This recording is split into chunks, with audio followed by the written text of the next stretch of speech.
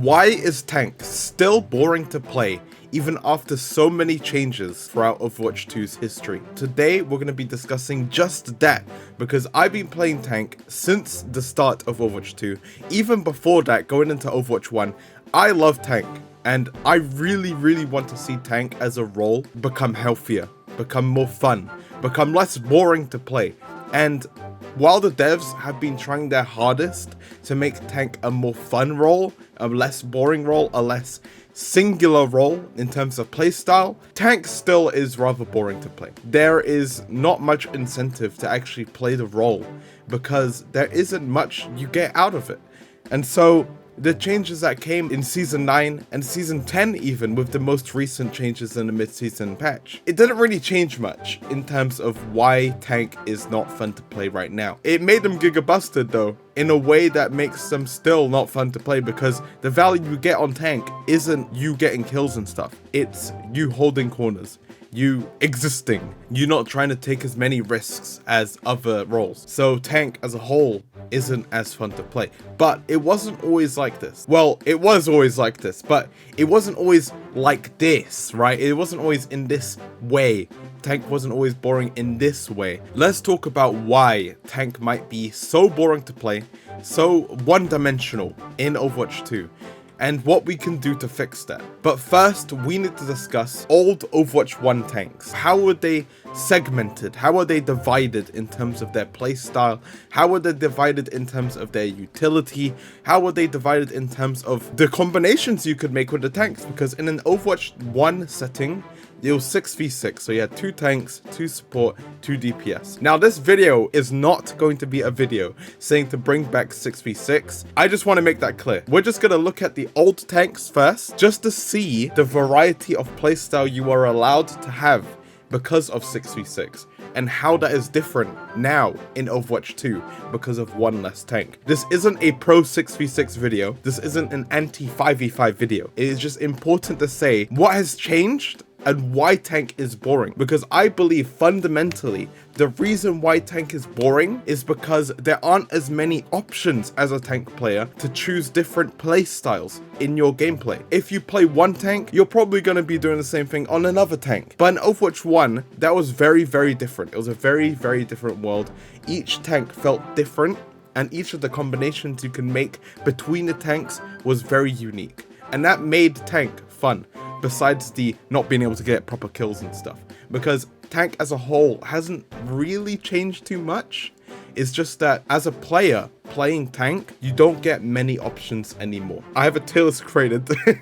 Let's go to this tier list that I've made, basically highlighting all the different playstyles you could have in Overwatch 1. So this is Overwatch 1. You had a lot of variety. Now, do note that this isn't perfect, because in Overwatch 1, not all the tanks fit properly into each of the roles. Like, for example, you have Reinhardt there, the basic main tank for Rush, and then you have Zarya, who is an off tank for Rush. Now, Zarya could fit into Double Bubble, which was with a Winston, and as you can see, Winston is a dive tank. But Zarya could have fit as an off tank for that dive composition. More of the same goes to Diva. Diva could have been an off tank for Rush, but I put her here as an off tank for dive, just to show you how much variety there could have been. But as you can see, even with this tier list in Overwatch 1, there is still leeway in terms of how you could play certain heroes. If you want to play a Diva or a Sigma, you don't have to play them as I laid out here. You can play them in other compositions if you so wish.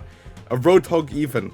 I hate Roadhog, but Roadhog fits here. I put him to best fit into Rush. You could put him into Poke if you wanted to. Play the pulled Poke composition where you have the Halt and then you have the Roadhog hook, basically hooking someone that the Orisa grabs with her ability. But there's a lot of variety in the Overwatch 1 world, right, in terms of tank, because you have the Reinhardt there with the Rush, you have the Zarya, the Hog with the Rush, you have the Winston, the Bull with the dive, the Diva with the dive, the Orisa, the old Orisa with the Poke, and the Sigma with the Poke. Again, it's not perfect, because there's a lot of variety in how you could play different heroes. Zarya fits into multiple different compositions. There's a lot of variety, okay? There's a lot of variety. And because of that, you had a world where, as a tank player with 4 tanks on the field, you have a lot of variety in how you want to play the game, rather than what you're forced to do as a player. right? So if you're playing a Zarya, you're not forced to do one thing as the Zarya. You're not forced to play like the Reinhardt, right? You could be a helper for your teammates in the backline. You could do what you want, right? But because of the transition to Overwatch 2, I'll get to that, but you don't really have this anymore, right? You don't really have this variety in playstyle, as it is so called. Because really, if you're an off-tank player, like you can see here, half of the tanks that I put on the board are off-tanks. And that role doesn't exist anymore with Overwatch 2. And those kits haven't been altered enough to accommodate that fact. And so I'm gonna rearrange the board right now, live. Okay, well, not live, but in video. And I'm gonna show you what I mean. Let's just get rid of the word main tank, because it is just tank now. And then these can just like go away. I'll leave them on the board just to see like the gaps, I suppose. But Zarya is now a tank, rush tank, okay? So Ryan and Zarya, you pick between them. A Roadhog, he is his own body, okay? I'm gonna put him down here. He is his own body. He's not an off tank for anyone. He is now a burst tank, okay? So he is a tank, but he's a burst tank. So what does that mean, burst tank? Well, it means he blows people up, because that's his objective now, just to blow people up. If you see a Winston on the enemy team, bam, you pick Roadhog, you burst him, done, he's dead. All right, so the Orisa, you see this Orisa's in poke, not anymore, she's now a rush tank. So now we have 3 rush tanks, okay? That's as many as we had in Overwatch 1, if you count the main tank and the off tank together, okay? Now, Junker Queen exists, she's a rush tank. Okay, she's a rush tank. Oh wait, and Ramatra exists. Ramatra is also a rush tank. So now you have 5 rush tanks that basically do the exact same thing. Rush tank. One dimension of playstyle for 5 different heroes. 5 different heroes, okay, do the exact same thing with the exact same cycle. Okay, not that bad, you might be thinking. Okay, D.Va's here. Okay, D.Va's a dive tank now. Oh wait, we have Doomfist, okay. Doomfist is a dive tank. 4 tanks that do the exact same thing again. Maybe you could argue that Hammond is a little different because Hammond likes to flank more than these other heroes, but they practically do the same thing in terms of them being dive focused, okay? And then you have the poke playstyle, which is basically just Sigma right now. You could argue Mauga goes into there, but Mauga's not really been designed particularly well for poke as he is right now, because his DPS just is really, really high. And so the main reason you want to play Mauga is to burst. And so he fits into that burst category. Now, you look at this compared to the Overwatch 1 tier list, and you're thinking, wow, okay, so all the tanks have been very streamlined, okay? They've been extremely streamlined. You have the rush tank just being this mammoth of a body. You have the dive tank being this mammoth. And then you have Sigma. It's Sigma. I mean, Sigma can also be a rush, but Sigma's basically the poke tank of Overwatch 2. There is no proper substitute for him, except for... No, there is no substitute. Maybe you could play a D.Va into poke. Maybe you could, you know, you technically could, but he is the de facto poke tank. That's why when you load into a Circuit Royale game as a tank player, you know you're going to be a Sigma one-trick that game, because there is no way you're going to be swapping unless you get to third point and there's some shenanigans. But Sigma is the de facto tank for those types of maps. Now, what does this mean as a tank player? Well, you're already looking at the board, right? You see that there's no off tank here, there's no off tank here. This is just a burst tank now. And what it means is that as a tank player, you're not given as many opportunities to do what you want to do.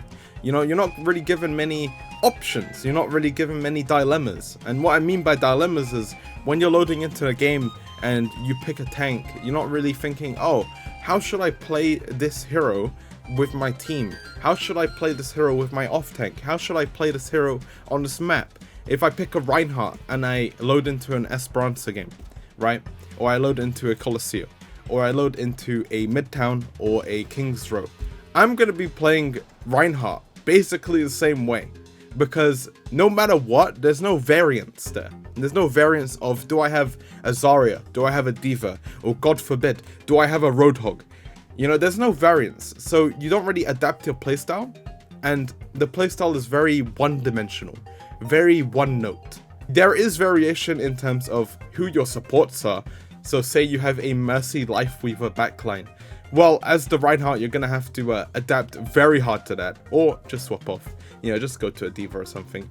Go to someone who doesn't really require as much healing, maybe a Mauga. You know, it really, like, as the tank player, you're really shackled by how limited your playstyles can be. Because now that the Rein only has one job and one playstyle, all the other factors that affect your team, so the DPS that your teammates choose, or the supports that your teammates choose, it really impacts your ability to play the game. Because as the tank player playing Reinhardt with that one playstyle, you don't have the option to adapt your playstyle appropriately to keep the advantage. And because you don't have the off-tank, or even, it doesn't even matter about the off-tank or the main tank, it's simply a fact that these tanks are being designed with much of the same philosophy as these three characteristics. And maybe there is no solution to that, but variance is required to be able to allow players to do what they want. And I think that comes with time, with more tanks being put on the field. But do you see this rush category? Already have 5 tanks with the inclusion of Junker Queen, Ramatra, and the improved Orisa. That's only going to grow, and the one-dimensional aspect to the tank role is probably only going to increase with more tanks for each of these categories. Maybe that can be changed with how you design a tank. Maybe, for example, like a Ramatra. Ramatra was meant to fit into a poke style and a rush style. You know, with the mage form, the mage form being the staff, I forgot what it's actually called, but I call it the mage form, is where you have the staff and you're just shooting people. You also have the shield, right? So that's very pokey, very, very, very pokey, which allowed Ramatra to be played in a similar way to Sigma. But the thing is with Ramatra is that that form is really weak, and the only reason you play Ramatra at all, the only reason you're in your mage form is either because you have your nemesis form on cooldown, or you're building up to it, you're setting it up. And because of that, Ramatra fits into the rush tank first and foremost. Now, a solution, of course, could be to make it so tanks have a dual role, in that a Ramatra can be both played as a poke hero and a rush hero. So now you have that choice of, do you want to play fundamentally as a poke hero or a rush hero? And swapping between the two, you don't have to swap heroes, right? That's the solution right there. So if you're playing Ramatra, you're like, okay, so they went a really pokey style of play. They went this crazy dive style of play. Maybe I have to play more passive with my poke. So I'm going to be staying on the high grounds with my poke. I'm gonna be with the with the weapon, and then there you go. That's how you play Ramatra. You don't have to swap to Sigma in response to that. Or say they have a more rush focused composition. Now you can, or they have a very weak backline that you can dive very easily. You can still play Ramatra. You don't have to swap to the Orisa or the Zarya. You could just play a more rush style focused play style for Ramatra. And that will probably solve a lot of the issues that tanks have, or tank players have, with the tank role right now, in that whenever something doesn't really go right for you, whenever the stars don't really align, you're forced to swap hero, because that one playstyle that you have on your character is no longer viable, because you don't have the choice to flex between different playstyles. Do let me know your thoughts. That is basically the entire video. Basically, the point is, tanks right now are very one note, very one dimensional, which means when you do get counterpicked, you really feel it, because that one playstyle that you wanted to play is taken away from you, stripped away from you. It's burnt, it's destroyed. You can't play that hero anymore, and you have to swap. And what that means is, the one way you play a hero is that one way you play a hero. You can't pick any other way to play. And you're forced into these very boring playstyles where you can't really think about different ways to play, and you're forced to do one thing only depending on the hero you play.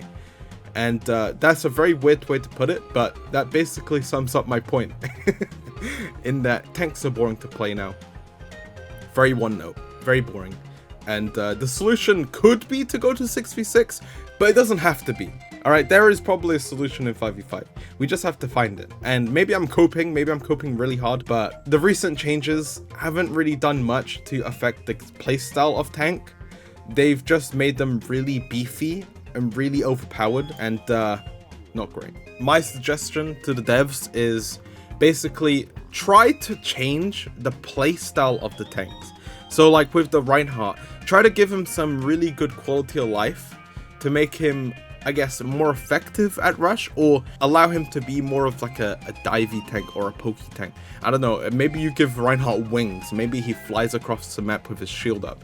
I don't know, you know what, go crazy with the ideas, but the idea is, for me, tanks can't be one note, and if they are one note, then they're never going to be fun to play. They're never going to be fun to play. Never. Unless, of course, more variance is added to the game in terms of 6v6. If you want to keep these one-note tanks existing, you need to make the game 6v6. But otherwise, if you want to keep the game 5v5, I suggest you make these tanks have more variety in their playstyle. You can't just have a rush tank anymore. You have to have a rush poke tank, or a dive rush tank, or a poke dive tank. You have to mix things up. And also, by the way, the burst tanks, the Roadhog and the Malgas, they really should not exist. They really should not exist. And the fact that they do is very unhealthy for the game, but that's a different story. And one that I will leave for another video, if I do upload very soon. But that's basically it. Thank you very much for coming. I hope you enjoyed the talk. I'll leave it at that. And with that said, thank you very much for coming. Have a good day. And see you next time.